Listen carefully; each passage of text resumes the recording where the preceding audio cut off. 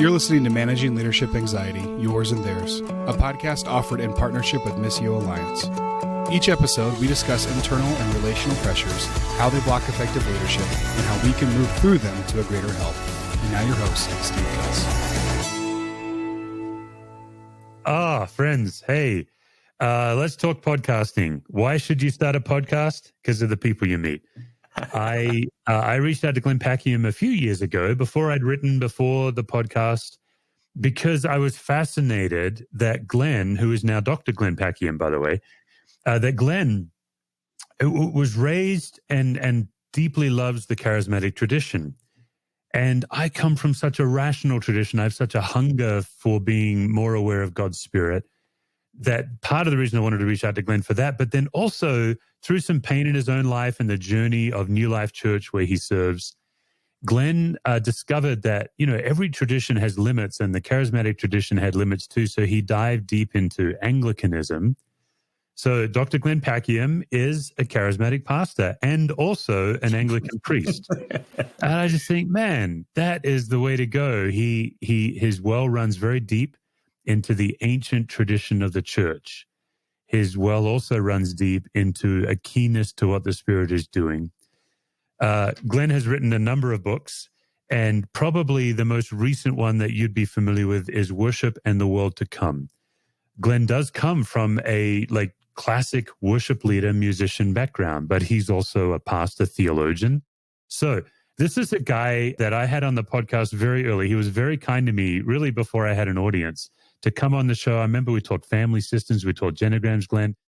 But what we want to talk today is struggle. So here comes the world's longest introduction. When I was a chaplain, one of the fellow chaplains, Carolyn Goddard, amazing woman, and she had a quadriplegic son. He had a diving accident when he was a teenager.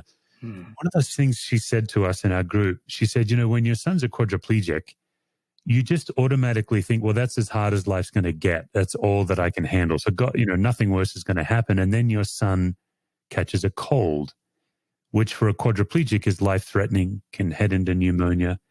And she said, you're already running on fumes, and then something really risky happens. And Glenn, when I knew we were going to chat today, that's what came to mind with you, because 2020 hit all of us. But right on the cusp of releasing your book on hope, you discovered that you had a personal issue that had to be dealt with. It wasn't life-threatening, but it was vocation-threatening. Tell us what happened.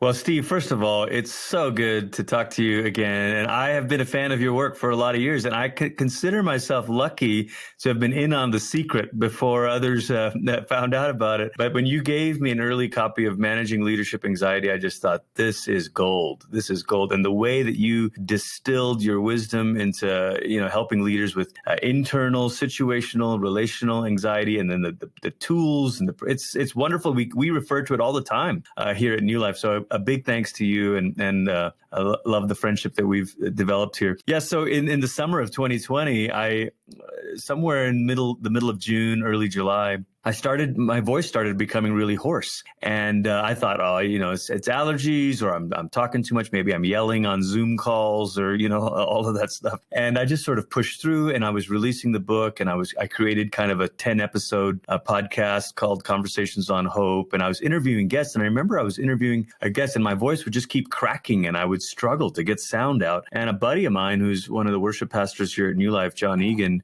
said, bro, you need to go get that checked out. So the day after releasing the book, I went and saw a local ENT, and he said, man, you've got a polyp on your vocal cord. And I didn't know what that meant. I'm Googling stuff, Dr. Google, and only finding out worse news. And I'm to be honest, I'm on your show, so I can tell you this. I struggle with catastrophizing anyway, imagining kind of the worst case scenario. And so I'm thinking, oh no, what's going on?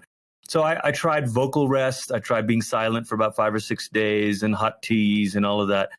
and went in for another check. And I kind of had this false good news, and I even shared it on social media because he said, "Oh, I think it's gone. I think there's just some bruising, and I think it's gone." And I was rejoicing. I thought God had done a miracle, and I felt at that time very special. Okay, yes, of course, God, you would not allow me to go through something that of course you would do. Actually, my wife even said, she's like, "I just kind of am mad at you that God would heal you." So I was happy. I went on another round of vocal rest just to try to finish up what I thought was the healing in my mind, only to go back in September.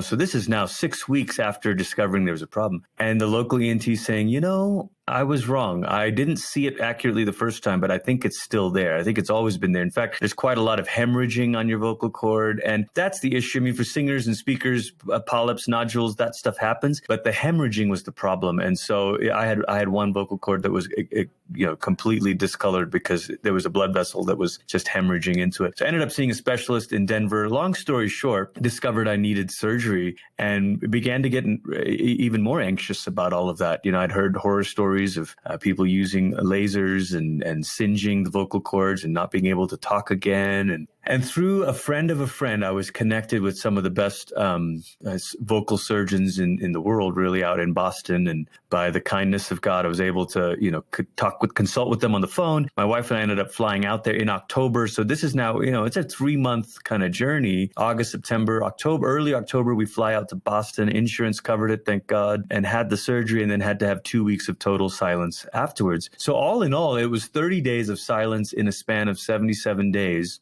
But the worst part of it was that I didn't know that up front. And anyone who struggled with health journeys understands that the biggest cause of anxiety in this stuff is nobody tells you at the beginning, okay, this is what the process is going to look like. It's going to be 3 months and there's going to be this much of this and that.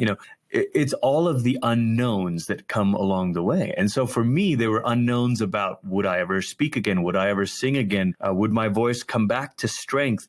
Would they mess up the surgery? I mean, all of those things that I had to really wrestle with. And when you're, I am a guy who a few years ago on a sabbatical tried to go to a silent retreat and didn't make it more than 5 hours. I went to the car and called my wife and then went back into the monastery, So to do 30 days of silence, and the longest stretch within that 30 days was 2 weeks in a row, there was a lot there that was illuminating for me.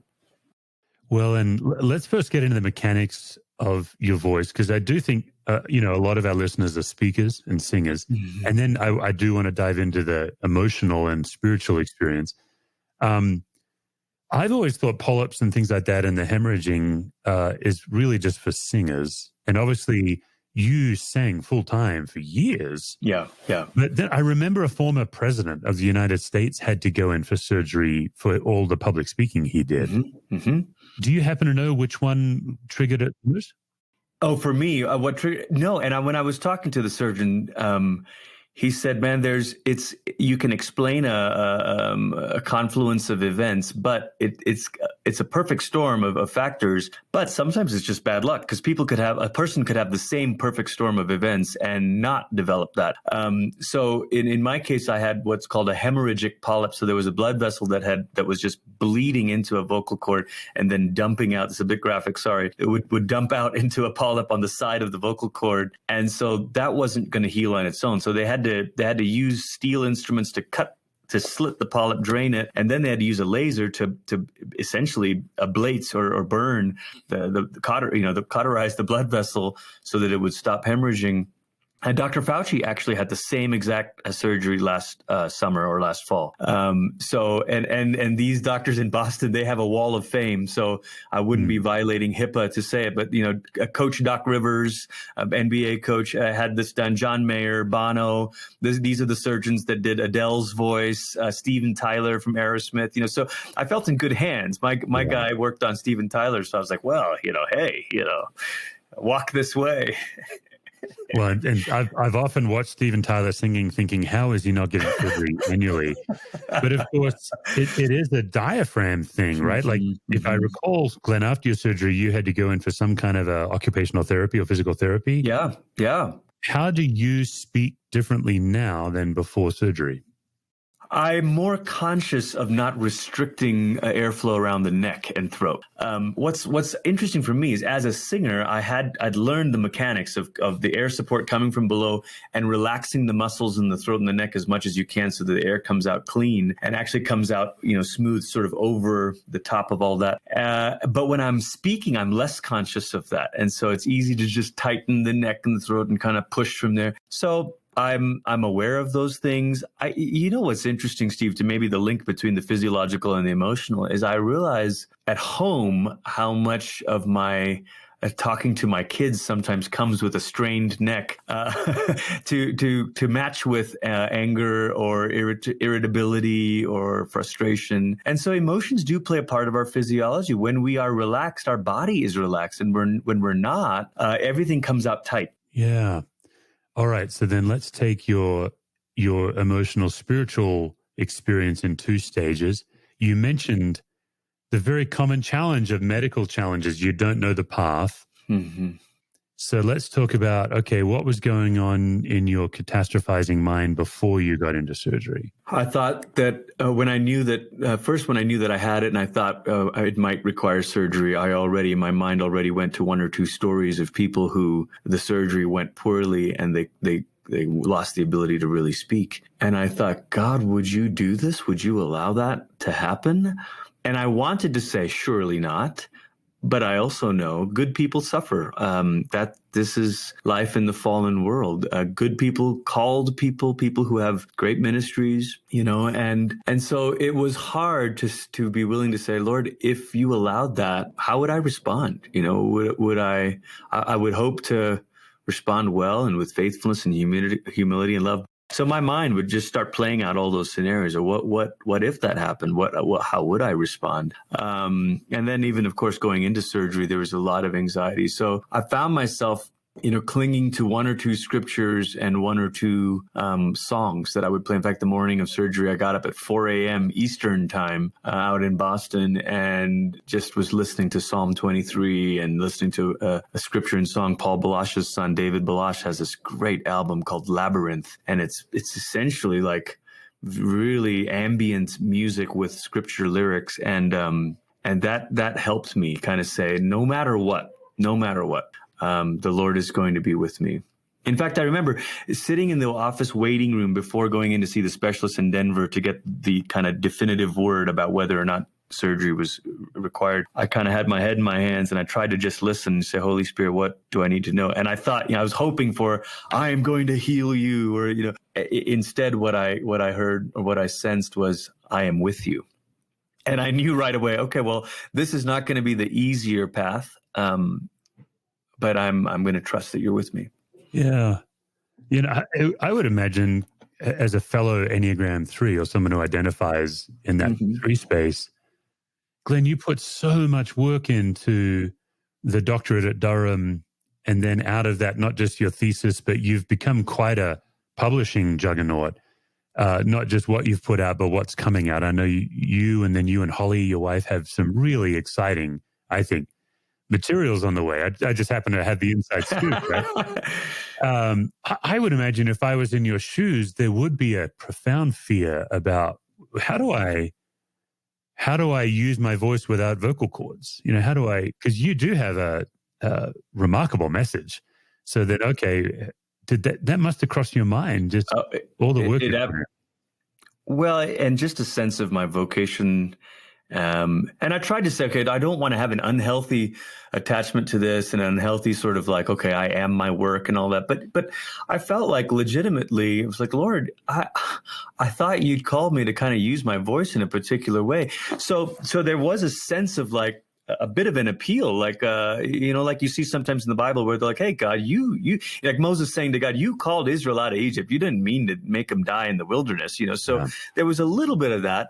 But there was also on the other side of it to say, Lord, I don't want to take things for granted. I don't want to take these things as a given, as something that you owe me. And I realized how, easy it is to become presumptuous about that stuff. I would say yes to, I'll speak at that thing. I'll do this seminar. I'll do that podcast. I'll do, and I'm squeezing in all the stuff. And it was almost, if I never vocalized it, I certainly thought it inside. It was almost like a badge of honor. Look how many talks I can do in a week. Look how many interviews I can just sort of, roll through.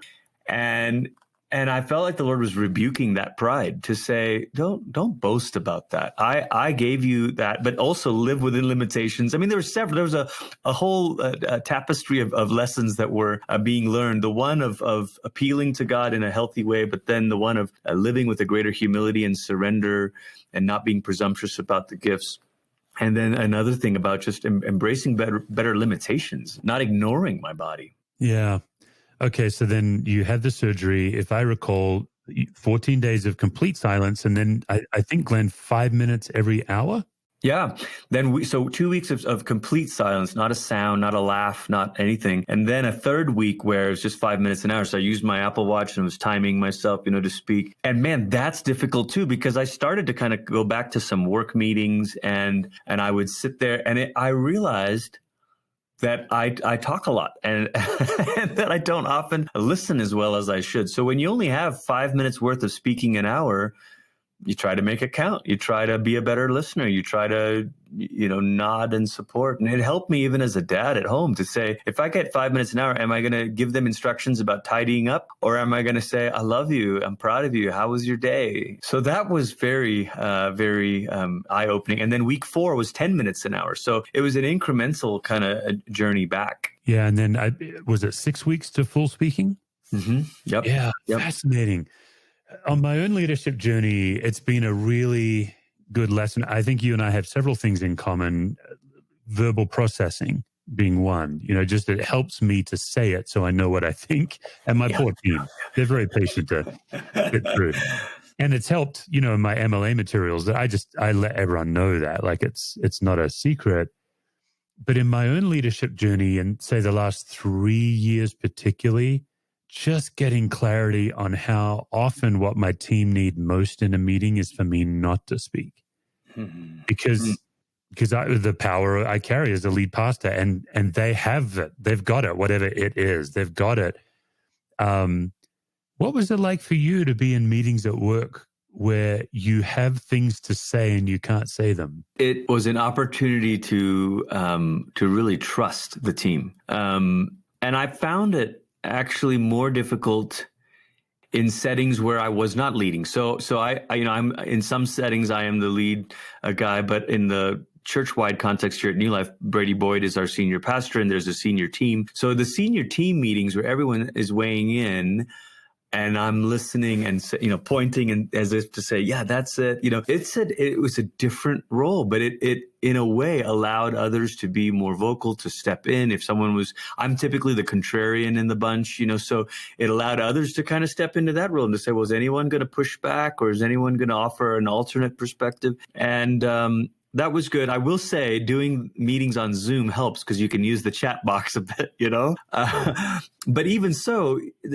as anyone who's, worked on Zoom knows, the chat feature is not instant. So there again, you have to kind of wait and pick your moments. So trust, I think trust was a big thing, to trust that the team has this, to trust that they're not going to use this moment to squeeze you out. I mean, this is maybe a fear that's unique to me and my own dysfunctions, or maybe it's a fear for many Enneagram 3s or type A leaders, whatever, is you kind of think, well, if someone else is speaking, will I be forgotten? Will I become superfluous or redundant and once I return, because now there's others doing it, and having to trust that, no, that's not, nobody's trying to do that here. And we have a very strong team collaborative sort of environment. We all are very aware that any one of us could fully take the thing. And so for me to be sidelined, I had to battle the fear of like, man, you snooze, you lose, or next man up. And, like the NFL or something, that you're only as good as your last game and that kind of thing. And to say, let's trust that the church is better than that. Yeah. Oh, man. Yeah. I want to explore two themes on your time of silence. One is the theme of control, and the other one's the theme of intimacy. So what I've learned about control, when I took a sabbatical in 2016, I had some mystical encounters with God that is unusual in our tradition and was desperately needed. And there was a 1 week period. It's kind of ironic because I had a 14-week sabbatical, and my wife and I in our church, we set it up to increase the likelihood that I would run into God's Spirit a lot. And therefore, it just became another sophisticated way for me to try to strong arm God on my time. So yeah, it's funny. So toward the end of the sabbatical, I was getting quite down that, man, I haven't had this encounter that I thought I'd be having all the way through. And then in about a 4-day period, I had these 3 experiences that came together as this, and it changed my life. Somewhere in there, someone advised me, I think it was a spiritual director, said, look, if you're a preacher, you like to share your experiences, don't share these. Maybe share one of them. And he said, when you talk about it, you're controlling it. But a mystical experience is intentionally something that you're out of control of. So don't tell us. So I only ever talk about one of them. But I'd be curious that relationship of not speaking in control. You've already hinted at trust with a team, but let's just chase the control angle and see where that leads. Well, it's interesting, Steve, because the 2 things that bubbled up to the surface for me was fear and anger, and both of those are related to control. And I became aware of that as I would journal during this time. I had some time alone. I mean, people would ask me, man, did God just download all this revelation? And I would say, bro, we homeschool our kids and we have 4 of them. I don't live in a monastery. Yeah. But there were times that, particularly coming back from Boston, I moved into the guest room for a week just to have a bit of isolation, and I would journal. And yes, the fear and anger, betrayed, and my lack of patience even, all were connected to kind of a desire for control. And so there was this sense of the Lord inviting me to abide, to trust in him. And actually it's borne fruit into another area of my life in ministry, where I've had to say, Lord, I don't know the future of this or that, and I don't know the answer or what's around the corner. But rather than live in fear and anger or impatience, I want to relinquish control and abide and dwell with you. So there definitely were some intimate moments that came out of this with the Lord, of learning to listen, of learning to be still, of learning to trust, of learning to let go of the making sense of my relationship with God by what we were doing together. So I don't, when people say we don't want to make ministry about doing for God, I've never felt that, like I need to sort of perform for God. But even the sense of a relationship with God that was about what we were doing together, as opposed to a relationship with God that was simply about enjoying each other, him delighting in me and me delighting in him. That was something that, as a young worship leader, as a young boy, that's how I began. I didn't come into worship leading as a teenager because I had aspirations of being this or that. I was a broody teenager with my guitar sitting on the edge of my bed, So there was some of those moments that I felt like the Lord was inviting me back into to recover. I'm really glad I asked. That's a beautiful answer. Let's take it from the angle of intimacy. I know the way I'm wired, my early lesson in marriage was that Lisa doesn't so much need to know that I love her. She needs to know that I need her. And the way I predominantly need my wife is to be cared for when I'm anxious. And when I'm anxious, I'm verbal. So the way she serves me so often is just to sit and listen as I just talk and talk and talk and talk. Just tell us about the challenge of connection with Holly and with your kids when you're under this vocal rest. It was very hard. I mean, people would joke that, oh, I bet your wife loved it because then you could just listen. And there was some of that. I mean, she did enjoy that I had nothing to say. I was just sort of attentive. But it didn't take long before it got frustrating, I eventually used a text-to-speech app on my phone. So I would type out a response and I could ask and I could communicate. And that was really helpful. I'm so grateful for technology. But early on, I would write her notes at the end of the day. I had this, little journal, and I would say, okay, how was your day? How did you feel about this? I would ask 3 or 4 questions. And so I think that level of intentionality and attention was a gift to her that I'm trying to remember and not lose right now, But there were also moments, we would go for a walk and I would just motion to her, yes, with my hand kind of in a circle, like, yeah, tell me more. And she would say, I don't really want to do that, and so we just both walk in silence.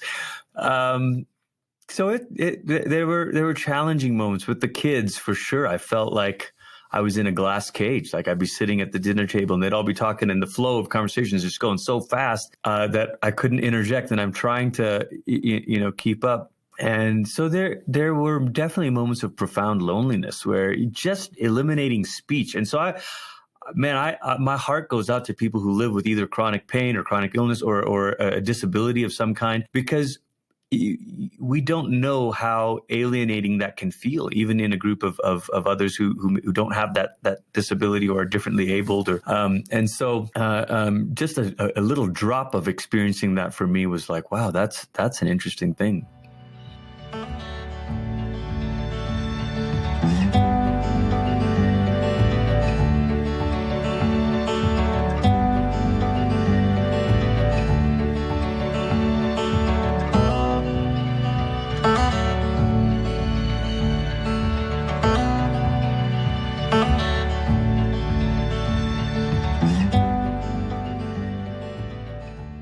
I think a lot of us came out of 2020 really keen on 2021, and I have been banging one gong in 2021, and here's the gong.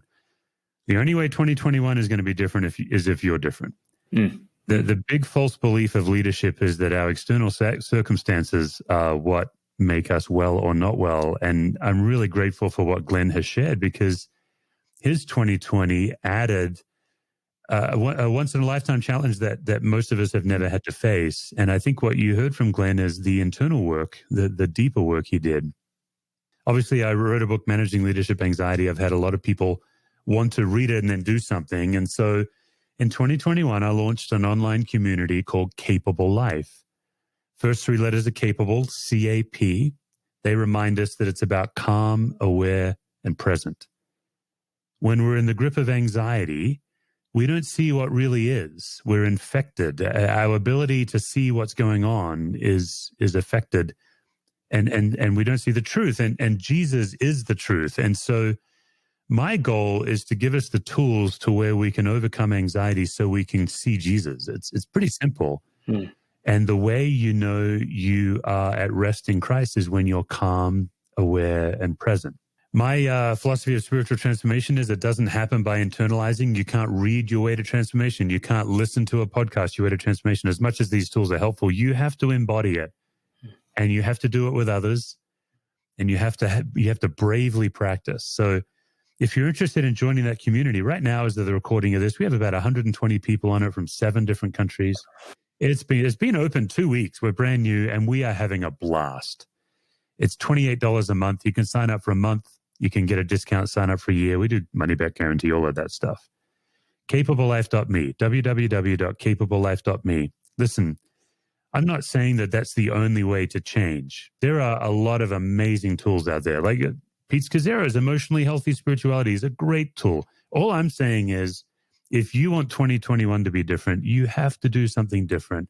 This is my offering. There's many amazing people offering many amazing resources, but why don't you stop listening to a podcast and saying, I'm going to get around to it, and actually get around to it. And that's about as angry as I get on this show, that little gentle threat, that polite threat. All right, Glenn, I can see you're intimidated. I get it. The gauntlet has taken down lesser men than you. And yet here we are. And for you, it's round 2 of the gauntlet. As you brace yourself and face the gauntlet of anxiety questions, here's the first one. I think many faith leaders experience a gap between what we proclaim about God or what we believe about God and what we experience from God ourselves. I know in my life for years, it was the love of God. I could proclaim it more than I experienced it. Is there a gap between your belief and your experience right now that you grapple with? I think it would have to be related to his goodness and his sovereignty. So I believe that God is good no matter what he allows to come our way. But I think when difficulties come, it's harder to really live that out. I'd like to see more evidences that are obvious about his goodness. And I do well when those are there. But when they are not, it's like, gosh, I really want to believe that even though the fig tree doesn't blossom and even though, that sort of thing. But I struggle with being an even though kind of Christian. That's good. It's funny how things can flood you. I just got flooded with the very first song I ever learned in youth group because I didn't grow up in the church, and it was "Though the fig tree do not blossom," this obscure passage from the Old Testament. We sang that whole passage in a very 70s folk music, kind of song. So, sorry, That's amazing. Like, whoa, that just took me right back to being 14. That's amazing. Yeah. Okay, one of the pieces of work that we do in MLA is we do what's called a verbatim. I know you're aware of it. It's one of my favorite tools, and it really helps us to figure out when we keep running into ourselves again and again, how do we overcome this same trait? What would be one trait in your life as a leader specifically where you just keep running into yourself and you'd like to be able to overcome it a bit more? That's a good one. Oh, man. I think it could be I could pick a couple.